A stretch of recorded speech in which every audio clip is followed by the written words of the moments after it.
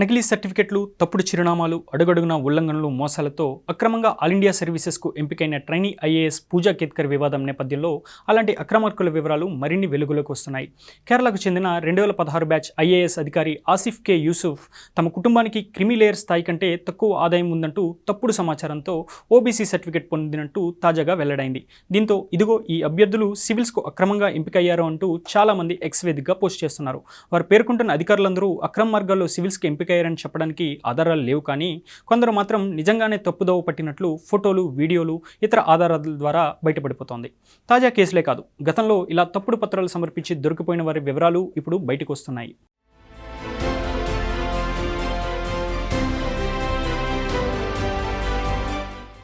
తాజా కేసులను పరిశీలిస్తే 2011 బ్యాచ్కు చెందిన అభిషేక్ సింగ్ దివ్యాంగుల కోటాలో ఐఏఎస్ అధికారి అయ్యారు.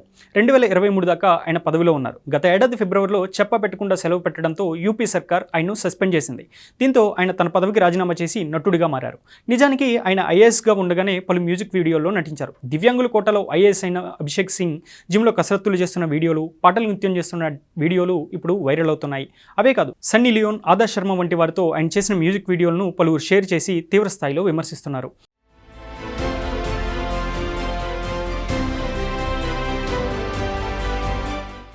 అలాగే 2023లో మధ్యప్రదేశ్కు చెందిన దివ్యా యాదవ్ సివిల్స్కు ఎంపికయ్యారు. ఆమె తండ్రి రాజు యాదవ్ ఏఎస్ఐగా పనిచేస్తున్నారు. ఒక ఏఎస్ఐ కుమార్తె సివిల్స్ సాధించింది అంటూ మీడియాలో పెద్ద ఎత్తున కథనాలు వచ్చాయి. కానీ ఆమె ఎస్సీ కోటాలో ఎంపికైన విషయం బయటపడడంతో విమర్శలు వెల్లువెత్తుతున్నాయి. అలాగే ఇండియన్ ఎకనామిక్ సర్వీస్ అధికారి కుమార్తె అయిన సర్జానా యాదవ్ 2019లో సివిల్స్కు ఓబీసీ నాన్ క్రిమీ లేయర్ కోటాలో ఎంపిక కావడం ఏమిటని ప్రశ్నిస్తున్నారు. అయితే ఇలాంటి కేసులు ఇంకా చాలానే ఉన్నాయి.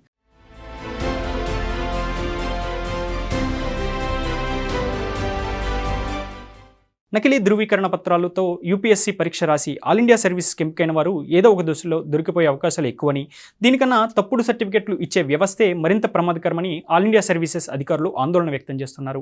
సివిల్స్ రాసిన పలువురు దివ్యాంగ అభ్యర్థులు తాజా పరిణామాల నేపథ్యంలో తాము పడుతున్న కష్టాల గురించి వివరిస్తూ సామాజిక మాధ్యమాల్లో పోస్టులు పెడుతున్నారు. మరికొందరేమో నీట్, యూపీఎస్సీ, యూజీసీ నెట్ ఇలా పరీక్ష ఏదైనా అక్రమాలు మామూలైపోయాయి. ఇలాంటివన్నీ చూస్తుంటే ఈ పరీక్షల విశ్వసనీయత మీదే నమ్మకం పోతోందని, పరీక్ష రాయాలన్న ఆసక్తి పోతోందని చెబుతున్నారు.